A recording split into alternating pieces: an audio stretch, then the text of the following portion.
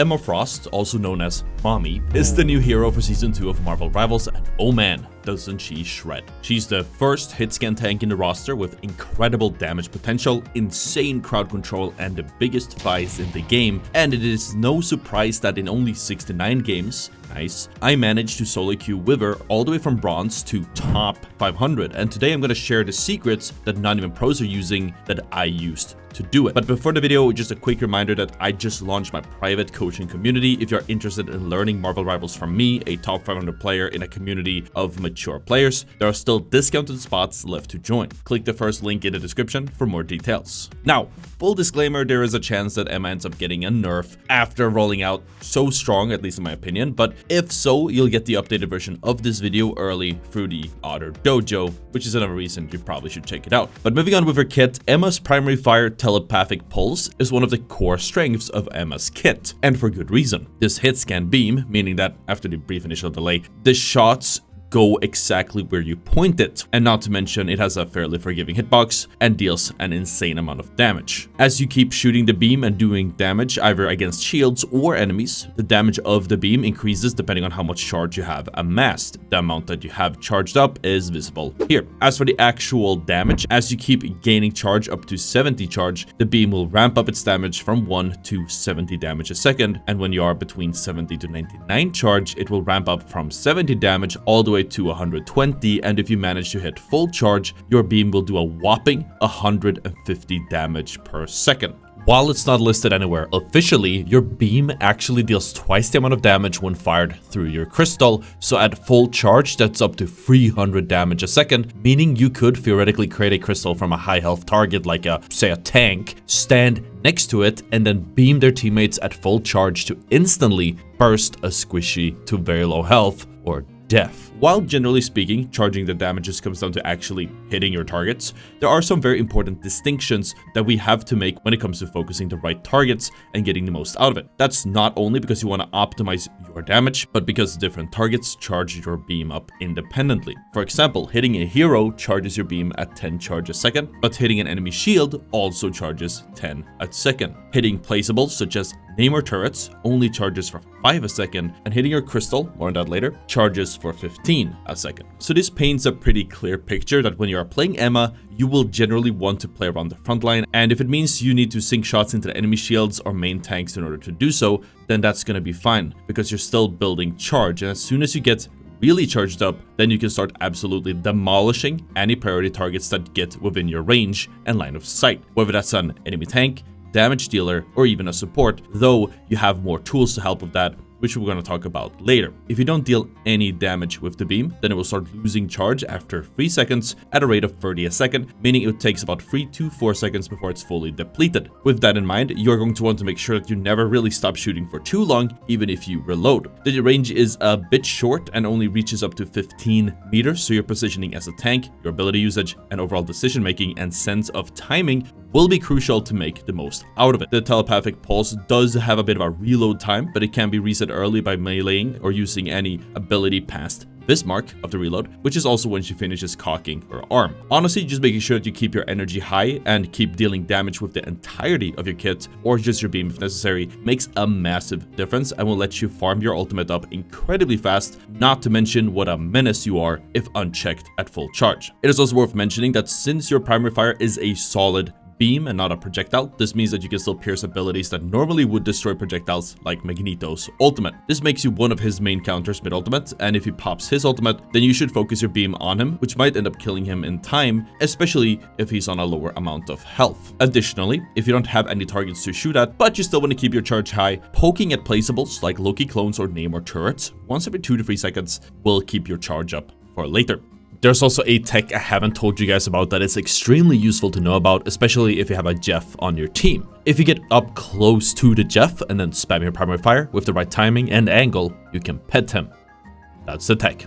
Moving on. Emma Frost's secondary fire, Mind's Aegis, lets you fire out a shield forward. The longer you hold the secondary fire, the farther out the shield travels, and when you let go, it actually gets placed. The shield has 500 health and can be repositioned every 3 seconds after it's been placed. It can also be manually recalled, where it starts recovering at 70 health a second. While the shield does go back off cooldown after 4 seconds after it has been destroyed, it will not be at full health, so you can use it if it is needed for a little bit of cover or to block a little bit of damage or a specific ability. But if you want the full shield, then it will take effectively about 11 seconds from being destroyed to returning to full charge. With that in mind, making sure you recall the shield whenever you know nobody is using it, or if it's taking too much pressure for no reason, is the key. For example, if you place it too deep and enemies just decide to shoot it for no reason. This lets you keep the shield for when it truly matters, rather than have it sitting around with 50 or 100 shield charge, just wasting away and being useless. The shield works like any other shield, where you and your teammates can shoot through it, but it blocks the line of sight for incoming shots, projectiles, heals, and of course, line of sight abilities and ultimates like Doctor Strange's ultimate. When you're trying to place the shield, it will travel up to about 40 meters away as you keep holding it, and will stop at the first map geometry that it touches. If you end up aiming towards something way closer than your shield, then it teleports closer to that more nearby object instead. If you then move your aim away from the cover, then it will start traveling forward like usual. This might seem like a nothing burger, but it might make a massive difference if you overshoot the shield when you try to place it and you need to get it even closer, but you don't have the time to place it and then reposition it or cancel it for that matter. When it comes to shields like this, it usually makes a huge difference. Since the Mind's Aegis is a shield, that means it has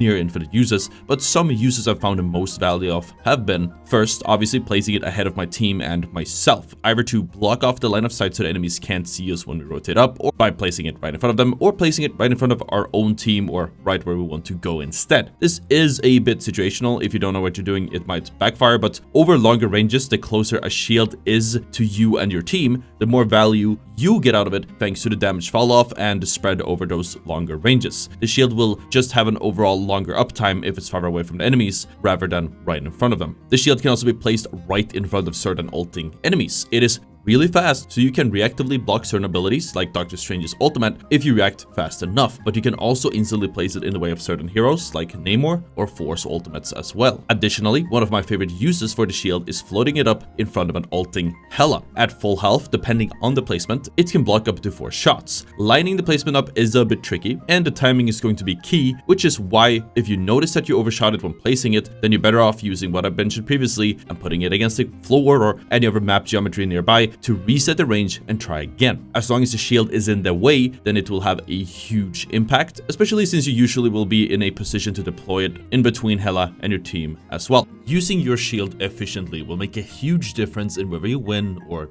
lose. By placing your shield right in front of the enemy healers, they will be forced to rotate around the shield and they're gonna be put into a bad position, and depending on your placement, you might very well get free picks on enemy tanks or divers on your own side who are expecting the heals, much like with Groot walls. Additionally, if you have divers on your own team, throwing out shields in front of them when they perform a dive might save their life and make their dives that much more efficient. Using your shield to cut off healers is extremely underutilized and should be a huge part of your gameplay loop as an Emma Frost.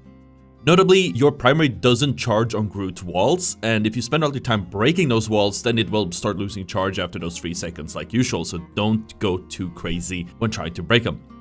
Thanks to how easy it is to place, the shield can also be very valuable if used to secure picks. If an enemy tank overextends, then you can place the shield behind that enemy tank in between the tank and the healers, and then blow that tank up with your primary fire, and especially the rest of your kit. Some coordinated teamfire can help here as well, but just cutting off the healers will do a lot on its own. You can also hover the shield in front of ulting teammates and try placing it somewhere in front of where your Scarlet Witch or Star-Lord might want to be with their ultimates, but unlike Invisible Woman, since you can only place it once, you're just gonna have to try to find a spot where they safely can move up behind the barrier to play it while needed, while still giving them some value without the barrier being too far out of the way, which would completely negate the values of their ultimates in the first place. Speaking of Scarlet Witch, if an enemy Scarlet Witch is going for an ultimate, then from my experience, you will usually see the most value by putting the shield in front of you and your team, but depending on the timing and the enemy Wanda's position, you might benefit more from placing the shield right in front of her. That is usually going to be the most valuable case if you're placing the shield by the end of a 4-second ultimate charge up. Otherwise, you might want to place it a little bit closer and let your teammates figure it out.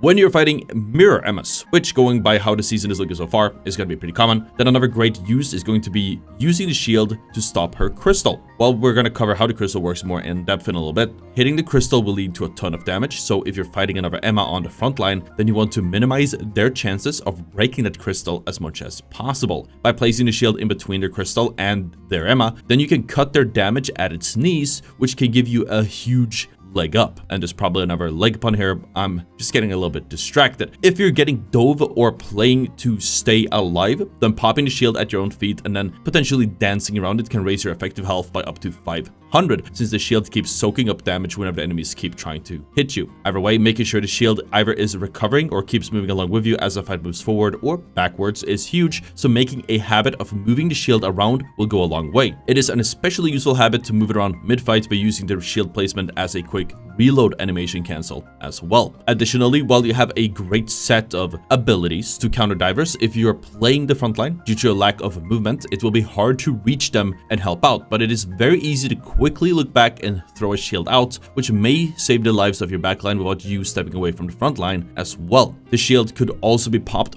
right before you use any other abilities, such as your diamond form or your ultimate, just to give a little bit more survivability when using these pretty telegraphed abilities. I also want to give a quick shout out for pre-charging the shield at max range if you're rotating back from point if you got picked and your teammates are fighting on the point. This lets you give your teammates a much needed shield in the heat of battle, even if you haven't gotten back yet. If the enemy supports are playing in a safe spot, most easily in a room overlooking the rest of the map, then you can gain a lot from throwing a shield out in front of them. They have to either break it, which takes a while, or leave the room, which exposes them to you and your own teammates and puts them completely out of position. If a teammate places a high value placeable in a risky spot like a rocket BRB or a spider nest and it starts taking pressure, then you can place your shield in front of it as well. If you look down and place a shield pointing down towards the ground where you place it so it just about hovers off of the ground and then jump when the thing ults you, then it won't hit you. This actually works for your teammates as well. This stops you from having to use your other abilities that we'll cover later,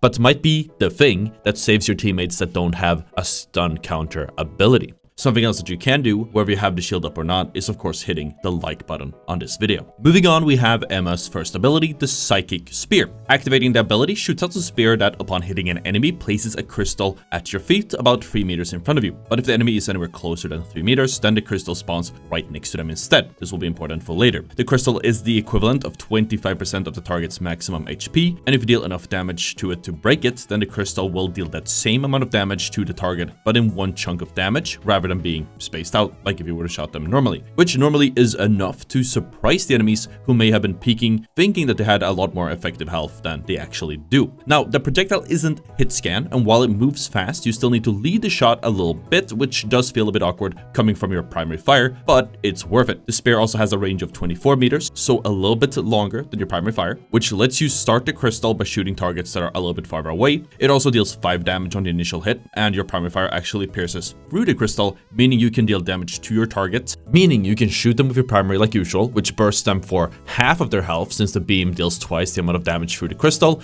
and then tack on an additional burst of an additional 25% of their max health once the crystal breaks, for a total of 75% of their max health in a few seconds. Additionally, it charges twice as fast when piercing, charging both at a rate of 10 charges a second for hitting the hero, with the additional 15 charge for hitting the crystal, for a total of 25 charge a second in total. The spear has an incredibly short cooldown of 5 seconds after it has been broken, so using it off cooldown is the way to go, especially against tanks who have a higher health pool, meaning I build charge that much faster, since it takes longer to burn through 25% of 600 health versus, 250, in addition to charging my ult that much faster. This both keeps the pressure on the front line, while directly benefiting my own cooldowns and outgoing damage. If you break the crystal, it will still deal damage to enemies that are behind shields, and the only way to break free from the crystal is by stepping out of range, that being 15 meters, which is also the same as your primary, or denying an Emma from breaking it for the next 4 or so seconds after it has been placed. It is worth noting that the crystal won't deal damage to enemies inside of barriers either. It will hit the barriers instead. So if an enemy pops a barrier to survive, you're usually better off getting the crystal to about 1 health or so, and then waiting for the bubble to disappear before you pop it. Since the crystal does disappear if an enemy gets 15 meters away from it, this means that you have to be careful about using it against enemies that are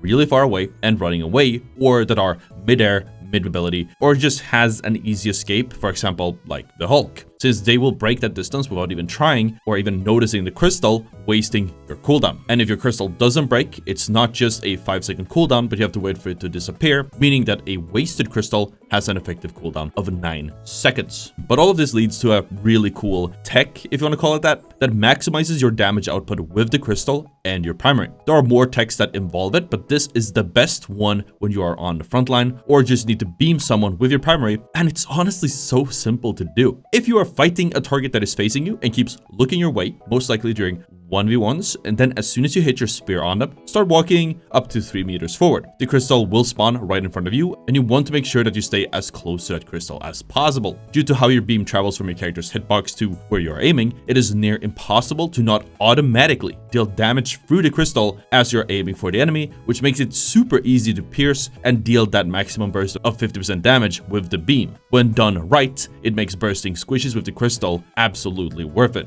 But again, overall, what matters the most is using it as much as possible, and if you can, try putting yourself in positions where you will pierce the crystal. You don't have to shoot the same target that you have marked, though it would be ideal if you want focused burst damage. Just having that significantly increased damage charge up as well as additional damage to the whole team goes such a long way. Do be careful about using the crystal when you are midair or shooting it at an enemy that is jumping or midair, since the crystal will be placed above you, which makes it impossible for you to get that pierced damage. But that being said, shooting the crystal should always be your priority, since you'll do the same damage anyways, but the crystal damage pierces shields and boosts your primary fire more than shooting shields ever would. The only exception when you don't want to shoot the crystal is if you don't think you'll be able to break it before the enemy gets away, in which case your cooldown and your damage ends up being wasted. Also, a quick mention, after doing all the recording and testing, at the time of this video, it turns out that the crystal seems to amplify all of your damage on a target that's hit by the spear, as long as you hit both the crystal and the target at the same time. This includes piercing the crystal with your primary, hitting both the crystal and your target in diamond form, kicking enemies and the crystal when you're in the diamond form, using your ultimate on an enemy that's marked on a crystal, and then hitting that marked enemy and the crystal at the same time, using your ultimate on an enemy that's marked on a crystal, and even hitting a marked enemy and the crystal at the same time when you're using your quick melee. There is a chance this could be a bug, since odds are piercing damage should do twice the damage and the rest is just spaghetti code. But in the meantime, it raises your effective damage output and lets you burst in an insanely high record time, so I say abuse it.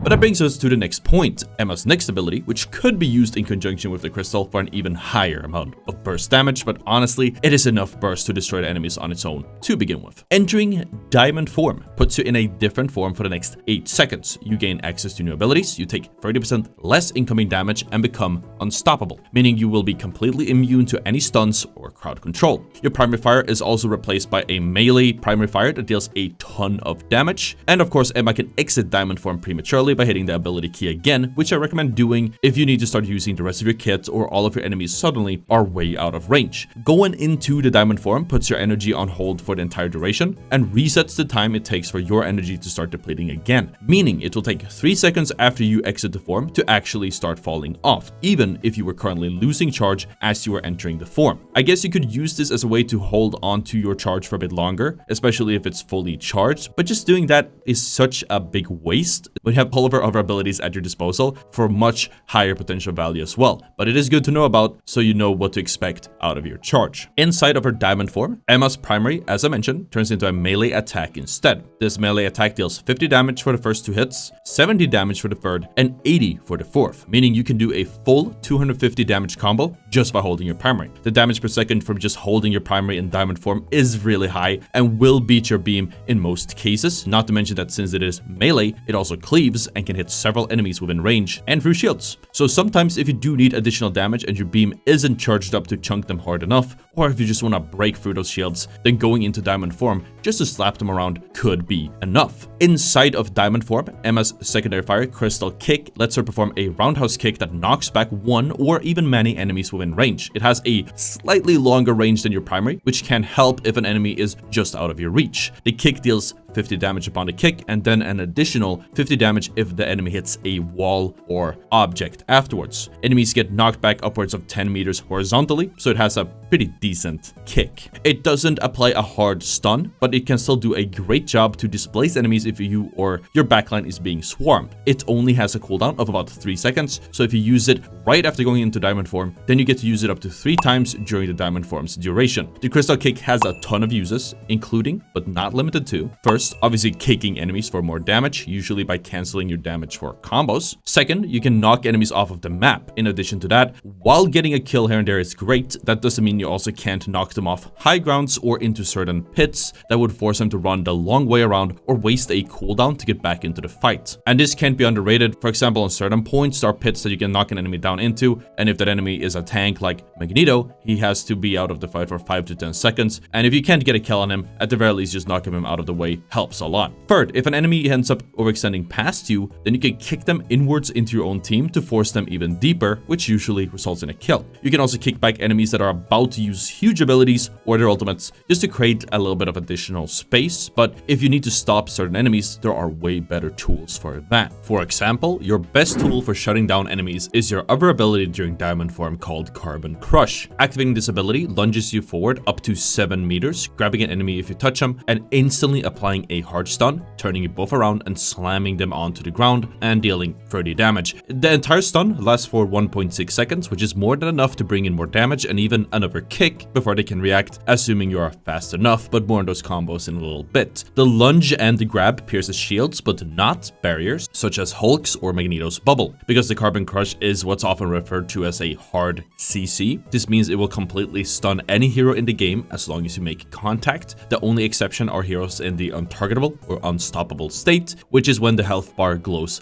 yellow. Examples of unstoppable heroes are Punisher mid-ultimate or the Thing mid-charge, or of course Emma's with her diamond form up. It also means that channeled abilities or ultimates such as Strange's Portal or Scarlet Witch's or Spider-Man's ultimates can be completely cancelled at any time if you connect them with your grab. Fun fact, unmovable heroes such as the Thing can actually be grabbed by the Carbon Crush as well. This will briefly stun him, and if he is performing any channeled ability, like his ultimate, then it is cancelled. That being said, even if an ultimate makes an enemy unstoppable, there will still be a charge-up window to practically every ultimate in the game. And if you time your stun right, then you can stop them from popping the ultimate before they enter that unstunnable or unstoppable state. Ultimates stopped in the windup are refunded to half of their ultimate charge. If you use your Carbon Crush right after activating diamond form, then you'll be able to get 2 of these grabs off during the length of 1 full diamond form, but the window is very tight.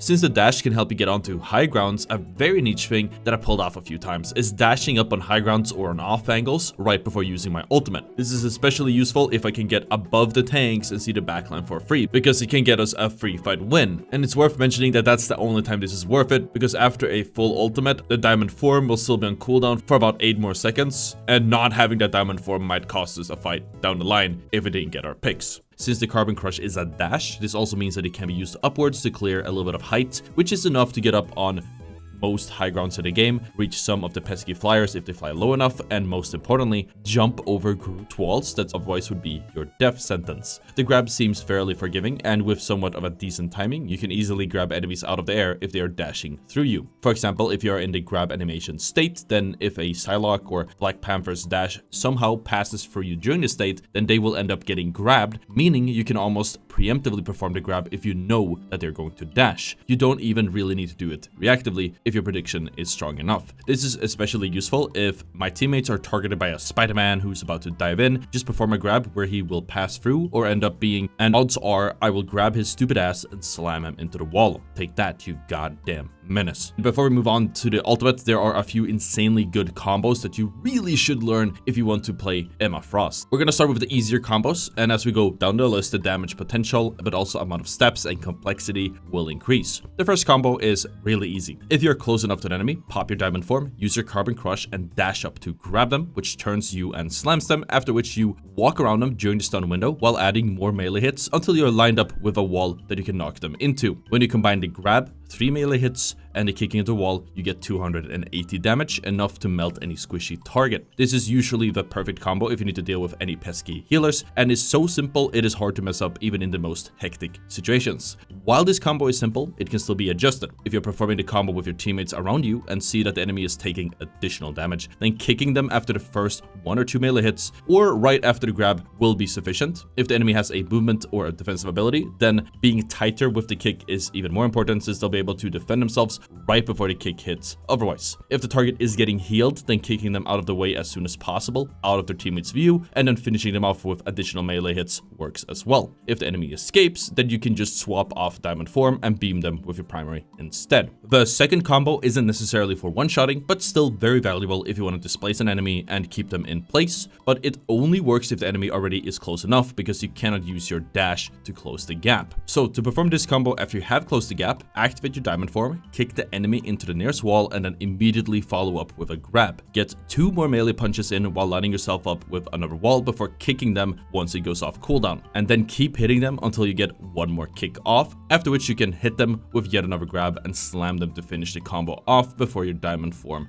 wears out. This combo is very useful in confined spaces and or if you are fighting a lot of enemies at the same time, and will keep the enemy locked in one place, unable to really fight back or get a foothold or really do much unless they burn huge cooldowns or they're built different. It's especially useful if you already know that their defensive abilities already are on cooldown. The third combo is when things starts getting a little bit risky. You can actually place your crystal and enter diamond form at the same time, meaning that you can animation cancel it for a faster combo. So if you put your crystal on your squishy enemy when you're right next to them, which places the crystal right next to them, enter diamond form, and then apply 2 quick hits and a kick, then this will blow up any squishy target. You don't even need to kick them into a wall or anything. Even a 300 health target like Iron Fist dies immediately. What's great about this combo is that it leaves your grab on cooldown and available, which means that as soon as you've landed your first kill, then you can dash onto your next target and perform a grab, punch, punch, kick combo to keep that streak going. The fourth combo lets you burst for even more damage, but it is really risky, and while it can be used to really chunk down tanks, it can be useful to deal with squishy targets that are receiving extra bonus health. For example, if they are inside of rockets. Ultimate. To pull this combo off, start with placing a crystal on top of your target. Follow this up by using your slam on them, which should place them right on top or near the crystal. After the slam lands, position yourself so you can punch both the target and the crystal at the same time. Hit them twice and then immediately kick them into the nearest wall before you punch again to destroy the crystal. You can then follow it up with even more melee damage or beam damage if you'd like, but if they were already taking some damage from your teammates, then they should die by the time they hit the wall. I've seen a few different iterations of this combo all around social media, but it does not one-shot tanks without additional damage from someone else. Keep in mind that due to how the crystal gets placed on moving or mid-air targets, and since it is a projectile, including the crystal in these combos will be incredibly difficult, especially in the moment or if you're trying to grab a flanker zipping by in a movement ability. So unless your enemy is right in front of you or a slow mover, then I wouldn't recommend using this on squishies and instead relying on the first 2 combos that are much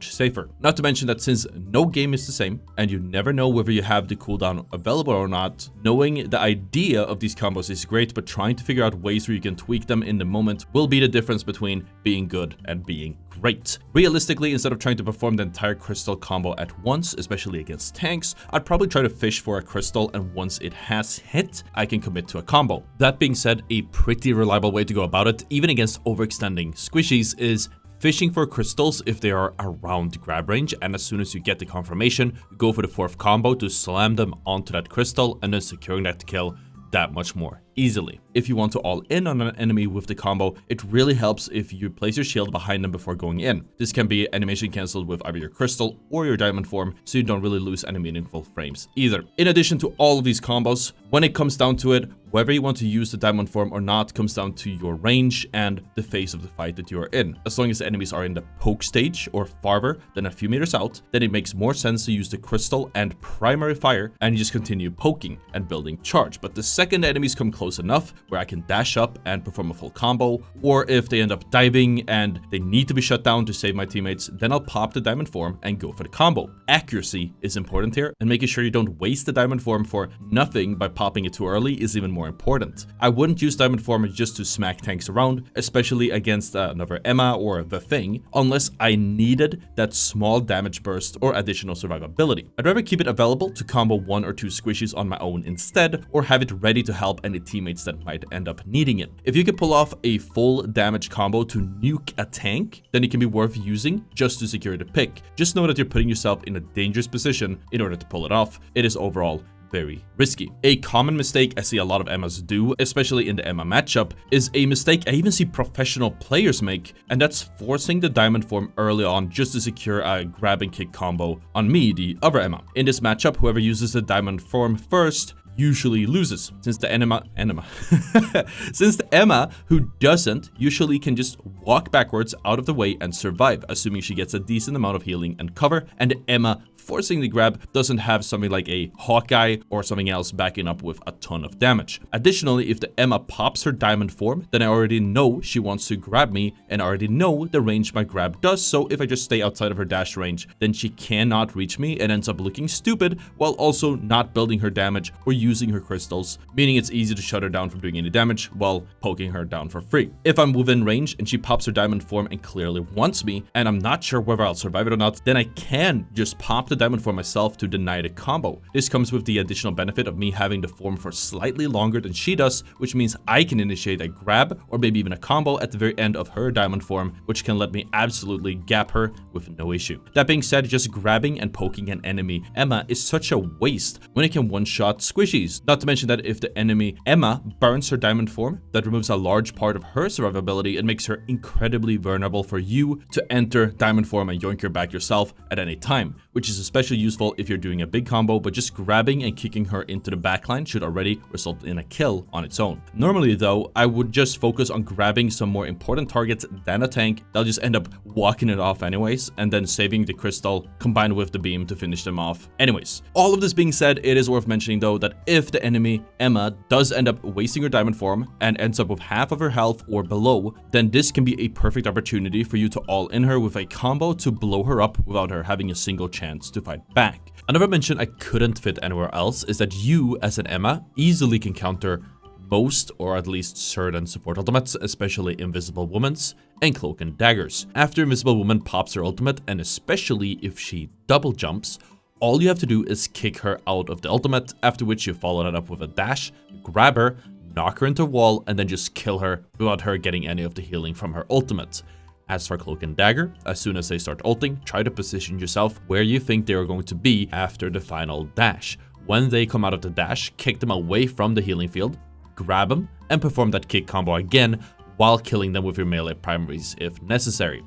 Sometimes they might end up using the void to try and run away, but just stick onto them and you will most often get that kill to shut them down. Properly using these combos in diamond form makes such a huge difference in the outgoing damage, and honestly, securing 1 or even 2 picks consistently will win you so many fights by default. And if I'm gonna be honest, I wanna say you owe me a sub for that. Moving on with Emma's ultimate, this one can be a bit lackluster depending on who you ask, but if used correctly, it can be so valuable. After activating the ultimate ability and a brief charge up, Emma enters an unstoppable state and starts projecting her ultimate in a large cone forward with an 80-degree angle and a maximum range of 30 meters. Enemies inside of this cone take up to 80 damage a second, with a damage fall off that kicks in after the first 10 meters, where it ramps down to 40 damage a second at targets 30 meters out. In addition to losing damage over range, you will also deal less damage to enemies the farther away from the center that they are. After the range fall off, your ultimate deals maximum damage to enemies within 7 degrees of your crosshair and ramps down to 80% of that damage out to 20 degrees away from your crosshair, and any farther off, you still only deal a maximum of 80% of that damage, even at the very outer edges, so it makes sense to aim right at your target. In addition to dealing damage, the ultimate also fills up these diamond shapes for as long as the enemies stay within range and aren't behind any shields. It does not charge any faster whether you aim directly at them or if they are any farther away, but it does start decreasing just as soon as you stop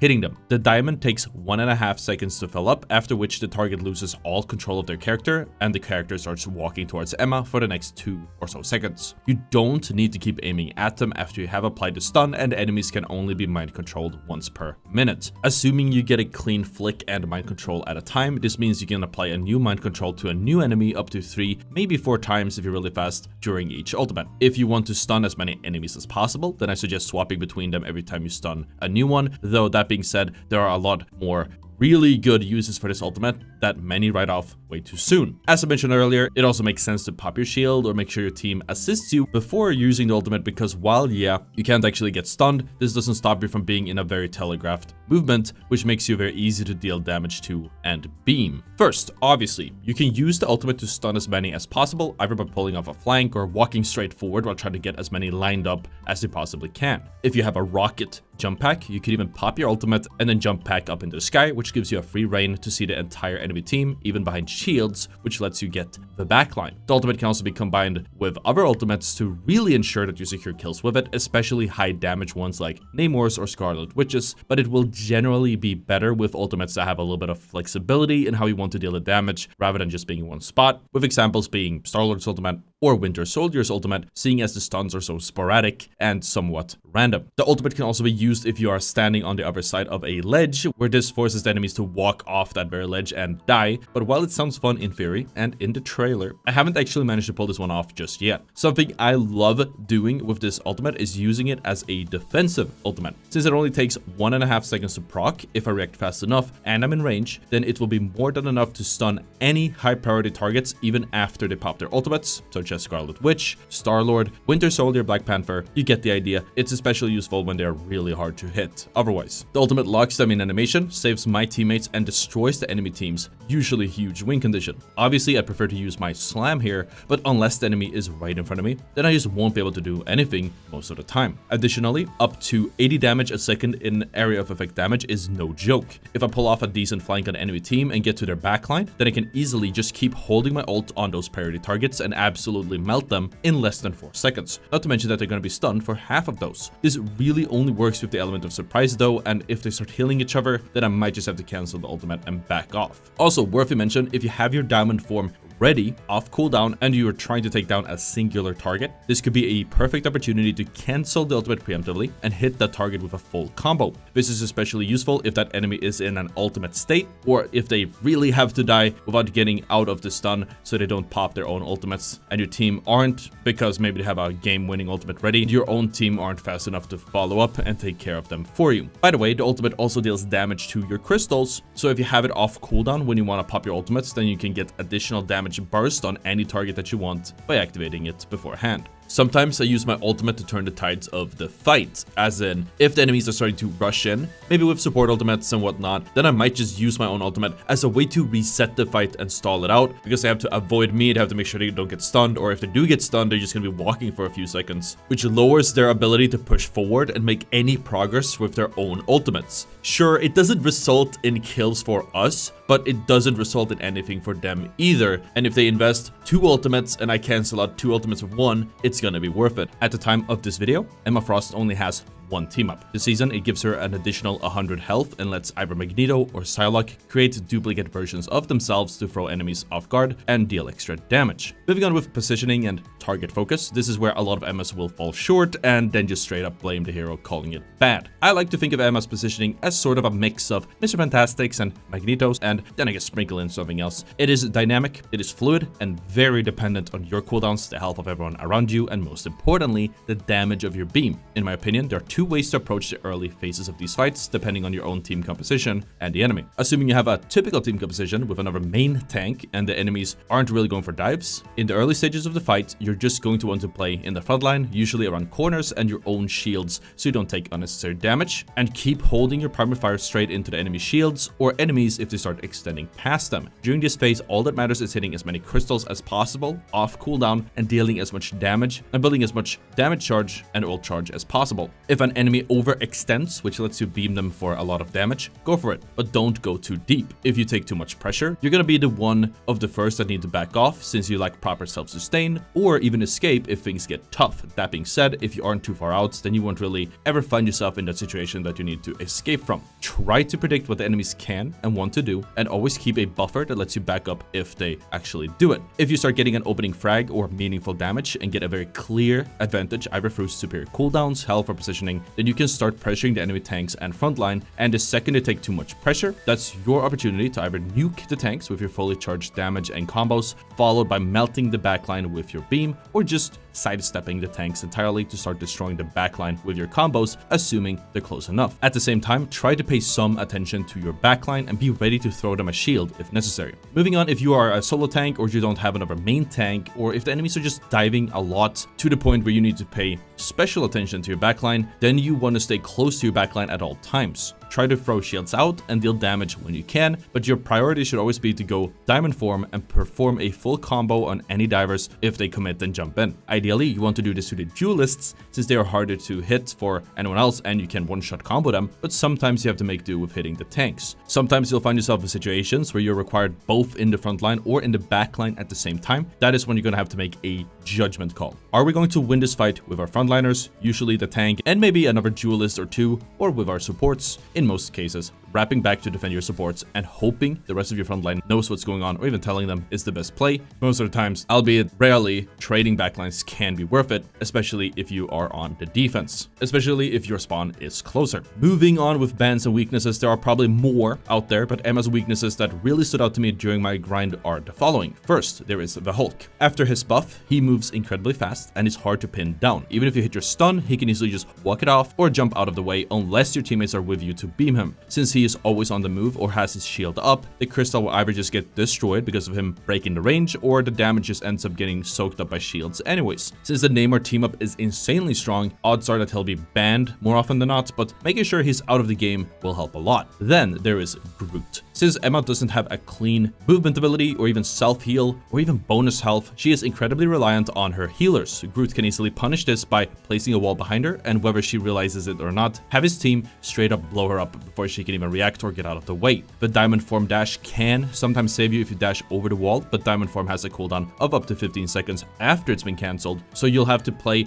more conservatively until it comes back, which gives Groot and his team an easy opening to push. Not to mention that by wasting your diamond form, you won't have it to actually make a difference. Groot is really annoying this season overall, so banning him is usually not a problem either. Another set of heroes that are huge problems for you are going to be the flyers. That's because Emma simply can't do a single thing against them. Sure, you can maybe put a shield up here and there, but you have zero range or abilities to actually deal with them if they are smart enough and stay a little bit too high up, especially on huge and open maps. Your best bet is trying to support your backline with cover or by dealing with the enemies like usual, while hoping that your teammates can shoot them down. That being said, this makes it even more satisfying if you do get that grab on an enemy flyer who's getting a little bit too close to the ground. Now, there are way too many flyers to ban every single one, but Human Torch is turning out to be a real problem this season, so banning him, especially if you don't have something like a Hela on your team, can be a good call as well. And finally, there is of course Spider-Man. I hate this guy. I think everyone does at this point, and while you can stun like him and combo him like any other diver, and you can stun his ultimate, what makes him different is that he can stay out of range for so long and disappear just as fast. It is incredibly difficult to pop your diamond form and nail him with the grab before he's gone again, after which he easily just waits for your diamond form to go down before going in again and again. It is up for you whether you want to ban him or not, but I would suggest it if you know the enemies are going to play him, because I've never felt as useless on Emma as when I played against a competent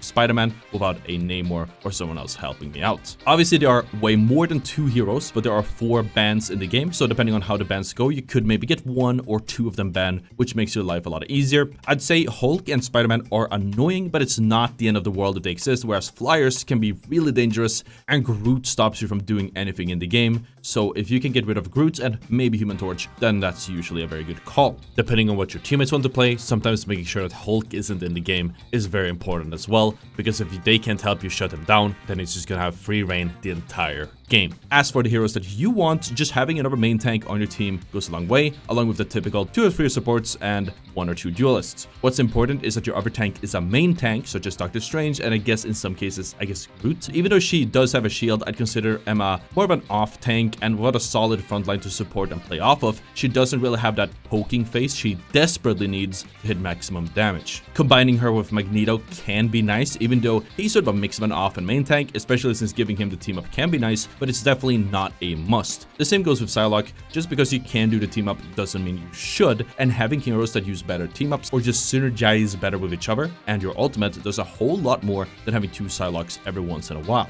As for your Crosshair, just go with whatever is comfortable for you, but since she is a hit scan tracking beamer, I would suggest keeping it simple. Something as minimal as a dot will go a long way.